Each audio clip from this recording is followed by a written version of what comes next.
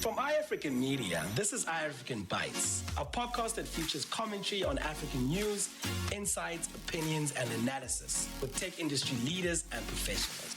The podcasts are from interviews conducted by the iAfrikan team, whether at events or when needed for commentary. I'm Bataon Khosokwane, host and editor-in-chief for iAfrikan.com, spelled www.iafrikan.com.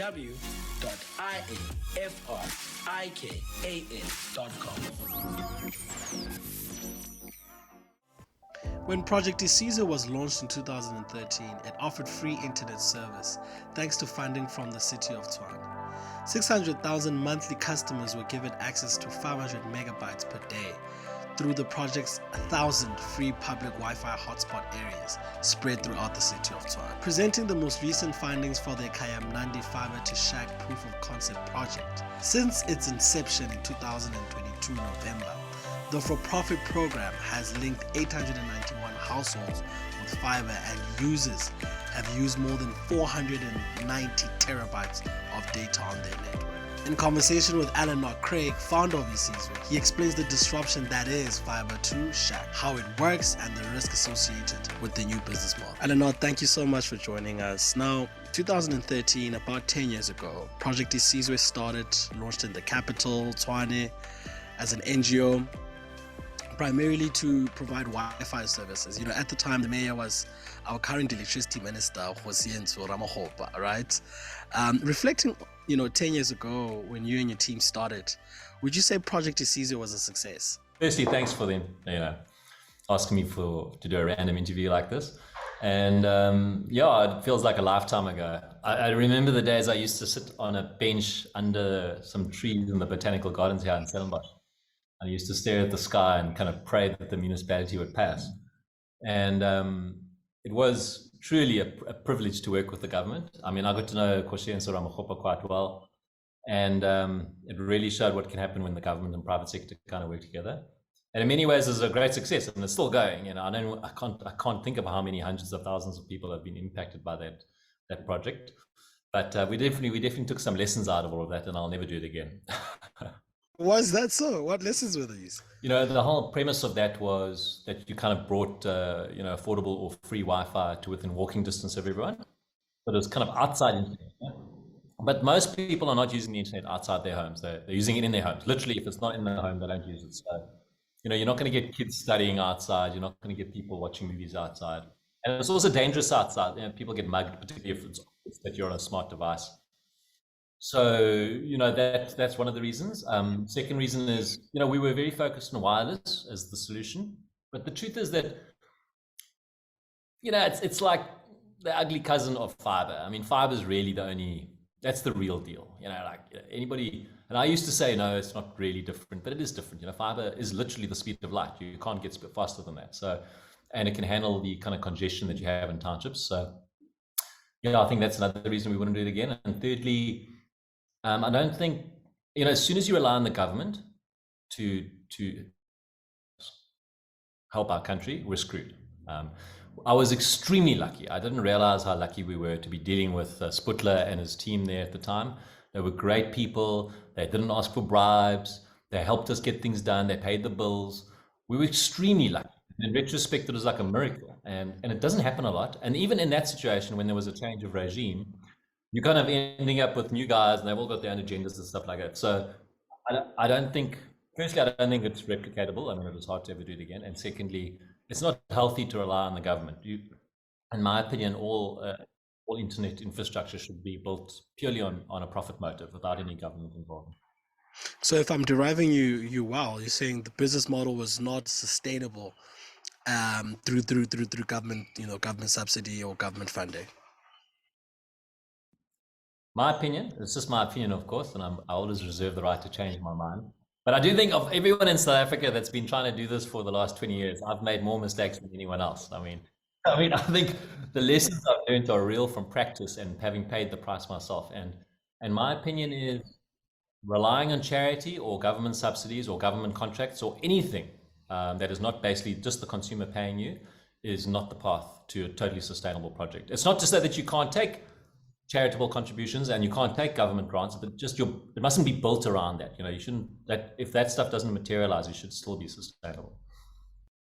Alan Knott, I love your honesty, and I love the fact that you're giving an on-the-ground analysis and perspective. I think, that's what we really need.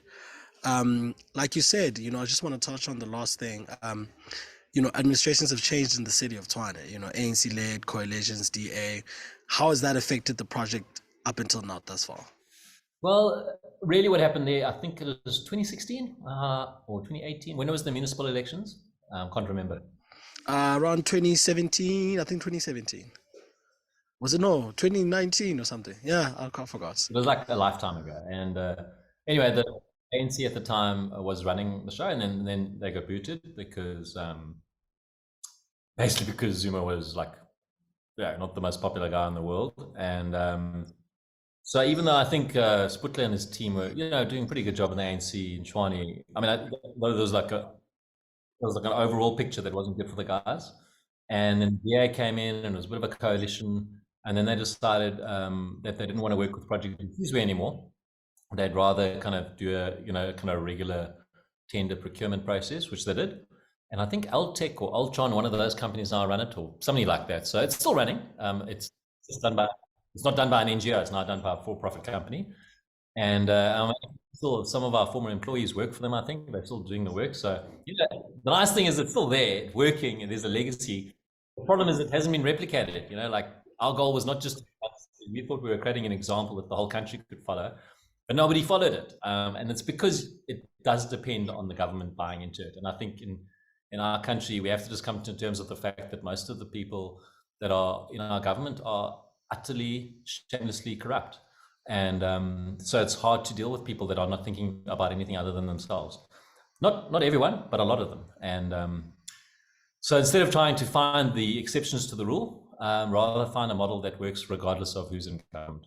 Look, Alan Knott, I think you're 100% right on the repetition. I mean, right now I'm in the northern parts of the country. I'm in Kimberley, and there's absolutely zero to none public Wi-Fi this side. And it would have been, the appetite for Wi-Fi is such a strong appetite. I'm literally recording now from the public library. There is no, public Wi-Fi. There's only like 3-4, computer stations, but it's not enough. Everybody's got their laptops out on their phones, but there's no public Wi-Fi. And I think the repetition aspect is critical, especially if we're going to get, internet as a universal sort of universal access to the internet. But anyway, let's talk about something more positive. Kayamandi fiber projects. Now, you've initialized your proof of concept of fibre-to-shack project, which is amazing. Providing 891 households. I think for 100 megabytes per second, they pay a minimum fee of 5 rand, which is about 155 rand a month. The cheapest solution by far, when you look at the competitors out there. So let's start from the beginning. What is fibre-to-shack? So I think, it's just bullshit, that guys like me, who already have a few advantages in life, also have fiber, and guys that live in townships just down the road, like in Stellenbosch, it's like those are the people that need it more than anyone, and yet like this digital apartheid thing is actually happening. You kind of got, most people are black, most people are poor and black, and the wealthy are mostly not black. But obviously a big black middle class. It's not really along racial lines anymore. But in terms of class, if you're in the upper class, you've got unlimited fiber internet. It's cheap, and if you're if you're less money, you don't. So and actually, if you think about the economics of fiber as a technology, it was actually designed for highly populated communities. So it's not actually designed for like leafy suburbs. It was designed for Tokyo and for Amsterdam. So we people are living on top of one another. And what happened in South Africa is we kind of started with fiber in leafy suburbs, like where there's like people got like an 800 or 1,000 square meter stand. And connecting them rather than go to the township where for like every 1,000 square meter stand you get in like a Bryanston, you get like 35 houses with like 5 people living in each house in Kayamandi. So the actual economics just it actually just makes more sense economically. But the problem has always been just the model, the actual business model around it, because in Western Europe, Japan, Southeast Asia, North America, where fiber is becoming quite kind of pervasive, it's all built around this kind of debit order model. Like you pay a monthly fee, off you go. Now, if you looked at the mobile industry just over 20 years ago, 100% of all mobile phones were postpaid, like so contract. You pay a month or 24 months. And if you were to ask anybody, who's the market? The market, they would say people who can afford to pay a debit order. That's the market, because that's the only customers they have. And it was only when mobile operators introduced prepaid, like a way of paying as you go, that the market kind of quintuple. It's like 5 or 6 times bigger than it would have been if it was being debit orders. So the global fiber industry is exactly the same place as mobile was 25 years ago. It's like if you had to ask fiber people who are their customers, and potentially they're going to say whoever can afford a debit order. Whereas if you think to yourself, well, if my business model didn't require a debit order, I could just sell vouchers on a pay-as-you-go basis, then the markets are a lot bigger than that. And we started with that kind of premise in mind. And the long and the short of it is, we have a solution which is perfect for townships, but it's actually for everyone. The real innovation that I think we're trying to introduce into the market is that if you make fiber available on a pay-as-you-go basis, you're going to have many more customers and you're going to have a lot more revenue. But that also means the way you deploy fiber is a bit different. So, the traditional fiber model is you run fiber down the street and then knock on people's doors and people pay an upfront fee and they come and install and all that stuff. We've had to take a lot more risk than that. When we do what we're doing in Kayamandi is, we're putting fiber into every home, into the home at no cost, with a router, with a UPS, into every home. So like it's pre-installed, we've spent say 5,000 Rand per home. And there's no guarantee we're going to get any of that money back. And then on top of that, we're selling a 5 Rand for a day. So that's been the hard part, is like kind of getting people to understand that this is going to work, because it's never been tried before. And I think we've kind of reached that point now where we've proven that firstly, it's possible to do it. And secondly, that it's profitable. But dude, you look like you know what a township looks like, right? And townships are hectic. The mafia, vandalism, there's shack fires and stuff. So infrastructure in townships not for sissies. Look, and I think you're pioneering into new grounds, and you're 100% spot on. I think outside of just like township, I think when you look at the world economy, there's so much uncertainty. Jobs, we all know what the job situation is in South Africa and just the world at large. Inflation is up. There's not a lot of certainty. So the whole debit order thing is really going to be a problem going into the next, let's say, 10, 15 years. And I think pay-as-you-go is becoming more popular for obvious reasons, and I think you're really onto something. And I love the fact that you're pre-installing. Of course, there's taking a much more appetite of risk. But I think you're onto something. I think, and I know, and I get the sense that that you're onto something. It's not impossible that this is going to be a huge disaster. But as one of my former partners used to say, we're on a rocket and we're going to the moon, and it doesn't matter whether we make it or blow up along the way. We'll be among the stars. Now, is the model still an NGO, or is it a for-profit? Is it a for-profit now? Shamelessly for profit. Absolutely no NGO or charitable. It's just like we're getting people on the internet. Yeah. Now, you touched on some of the hurdles, but now, share more. What are some of the hurdles you faced rolling out this project? Taking on all this risk. There were some technical hurdles. There were some community hurdles. So, for instance, shacks are Faraday cages. A Faraday cage is basically caused by corrugated iron. It creates an electromagnetic shield. It actually bounces wireless waves off it, so you can't kind of like beam, Wi-Fi from a pole nearby through the shack. You've got to put fiber into the shack. Community problems, and you have to get the community buy-in. You can't just roll into a township and say, "Hey, we're out to save you." You need to get the church, the schools, the construction mafias. Everyone's kind of. It's not like doing business in Switzerland, But those things we overcame. The big ones is electricity. The big one's big time electricity. Unfortunately, it's like classic case of it's a lemon that we're turning into lemonade. When we started this, we didn't think we could actually solve for electricity, but we are actually effectively selling coffee every day. So if there's no electricity, no buy coffee. So we've had to put UPSs in. We're getting our heads around solar distribution. And that's good, because in truth, if we're going to, if let's just say by some miracle we succeed in Stellenbosch, and then we succeed in Cape Town, and then we succeed in the Free State and Eastern Cape and Northern Cape and all the way north, Toyandu, you still have to keep succeeding, because you can't just stop at the border. You've got to get Harare sorted, and those countries don't have any electricity. So the fact that Eskom is actually overtly failing right now is actually great, because it's forced us to tackle the electrical problem, which is going to be a problem anyway when we go north of the border. 100%. I like that perspective, looking at the positives and the negatives. Now, how many homes have you connected thus far through Kayamandi? 891. But we've got 891 homes and shacks with fiber, with routers. And I don't know, I'm praying. The more risks I take, the more religious I get, because I need someone to pray to. I'm praying that we got the whole Kayamandi done by December. In some ways, I want to say this, like, it's kind of cheesy to say, but I want people to want to live in Kayamandi more than they want to live in Bryanston. Like, the internet must be better in Kayamandi. Never mind from Umfuleni or Soweto. It's got to be like, just fuck it, this is like the best bloody place in the country to live, because the internet's so fast and so cheap. And I mean, are you looking at businesses? There's a lot of spaza shops. There's a lot of those type of people that are much more, how can I say, easy on the pocket, that can afford it. Are you looking at those guys as well? We don't discriminate, so it doesn't matter whether you're a gogo or a hairdresser. Everyone gets it. But you are right. We actually didn't realize there's an opportunity, like an actual business opportunity, to kind of, from a spaza shop or tavern perspective, kind of think of it as a separate type of customer. But to start with, it's just a blanket layer. Everybody gets a router.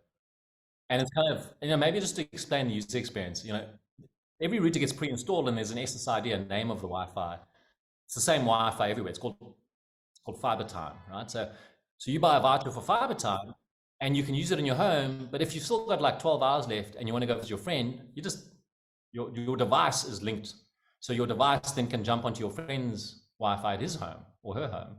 Or the voucher, your time, is linked to your device, not to your device. So wherever your device goes, as long as one of our routers are available, you can use it. So we're trying to help people feel like they're not being robbed. Like this feeling that my data is disappearing, or I'm buying something that I can't use everywhere. I'm trying to get away from that and get to this place of trust where you just know what you're getting. Because the more people trust what we're selling, the more they're going to buy. And then I like the fact that you said that, because I'm using a plan and my internet expires. After 30 days, I'm like, but guys, like, I still have an extra gig. Can I get my gig back? Because I paid for it. And why does it expire? Like, and a gig is a lot, that's 1 day worth of work, So I really like the whole mobility. I like the whole universal access. I like the fact that it goes with your phone. So it has that element, you can share it around with your friends. Also understanding that affordability might be a problem for other people. So let's say, for example, you have a graduate that can sort of buy data for, let's say he's staying in Joburg, for back home in Eastern Cape, and they could sort of use it communally amongst, mom, dad, grandma, cousins, and whatever the case may be. I think it's a very beautiful and interesting model. Now, Alan, before you go, I have to ask you this. There's been a lot of, talk about Starlink, the whole, DA, they said this, the ICASA saying that, the minister saying that. What's your take on this whole Starlink thing? Yeah, I think that our government are a bunch of, I think they're nice. Not all of them. Some of them are absolutely evil people, but most of them are very nice people. I think there's an enormous element of incompetence, and I think there's an enormous level of self-interest and corruption. I don't actually know why our government would stop people. Why would they stop like a cheap satellite solution, which is literally the only solution for rural South Africa? It's never going to be fiber. I'm not going to fiber up, villages in the middle of Mpumalanga or Limpopo or Northwest. It's not. Why would you stop that? So it's either incompetence or it's corruption, and I don't know. So good luck. That's why I'm not putting satellites in the sky, because that means I need to get the government's permission. So good luck with getting the government's permission. I just stay away from anything that requires anybody in the government to help me. We just want to get people on the internet. We just want people who are trying to stop us getting people on the internet. out of the way. And part of the way we get people out of the way is we just don't do stuff that requires government permission, you know. As far as we're concerned, the only real permission we need is a municipality needs to give permission for us to put poles in the ground, and we just go through the process of that. There's nothing dodgy about any of that process. And I think largely because we're like bringing something that's so valuable to a community like Kayamandi, for instance, like community wants it, you know. Now, good luck to the mayor that says to a community, we are not going to let people bring super cheap fast fiber into your community. Good luck with that. That's not going to go well for you. So, I mean, Starlink, I think it's great. I hope those guys get in. I hope the government wakes up and smells the coffee. But, you know, I don't care. It's not my business. My business is bringing fiber to town. 100%. 100%. Alan Knott, thank you so much. It's been such a wonderful conversation. Love your honesty, love your perspective, love your insights. I think what you guys are doing is amazing. I think you're breaking new ground. And I'm of the opinion that, you know, we're going to have a lot more conversations very soon. And I'm looking forward to the growth of, you know, Kayamandi, and hopefully it expands to other townships. You know, there's so many townships in this country. There's Soweto, there's Botshabelo in the Free State, there's Galeshewe in the Northern Cape, Kimberley. There's so many townships with a lot of congested people and that have young professionals working that just need affordable internet, reliable internet. That's what maybe I should just end by saying, look, about 13 years ago, I woke up one morning and I realized that I'm not going to be able to live in South Africa unless we deal with inequality. You know, I mean, I was probably like, 33. I mean, it's amazing. It took me 33 years to wake up to the fact that you can't live in a country that's not fair, you know, because it's just not sustainable, you know. And I thought I'm going to try make it less unfair by getting people on the internet, you know. And we did Mix It, and we did Tshwane Wi-Fi, and now we're doing Isizwe and all that. But that's really what it is, man. And, you know, I mean, I really gave up a little bit towards the end of last year around this idea that the government's going to save us. It's not going to save us. We have to save ourselves. And I'm fortunate to be in a position where I've got a little lever that we can, like my team and I can make a difference. We can try and get people on the internet. But fundamentally, 5 or 6 years from now, we need to know that most South Africans have got unfettered access to information, unfettered access to this podcast, unfettered access to you know, learning online so they don't have to rely on their teachers, and like jobs, economic growth, you know, so that you can live in Polokwane, for instance, and you can make a living without having to get in a car and drive to Joburg every day. Thank you so much. Before you leave, you know, we have got a lot of startups that listens to our podcast, so I cannot let you go without. I'm a big fan of your newsletter, by the way. Every morning I read. Even this morning I saw you wrote for losers, the beginning is always tomorrow. So I want you to share maybe 2-3 minutes of just advising startups, business people in South Africa. The economy is tough with load shedding, petrol prices, everything is just expensive. It's a hard environment now to run a business. So maybe just 2-3 minutes advice for young and small, medium entrepreneurs out there who it's very, very tough. They can't raise money and they need to keep going. I know. So, okay.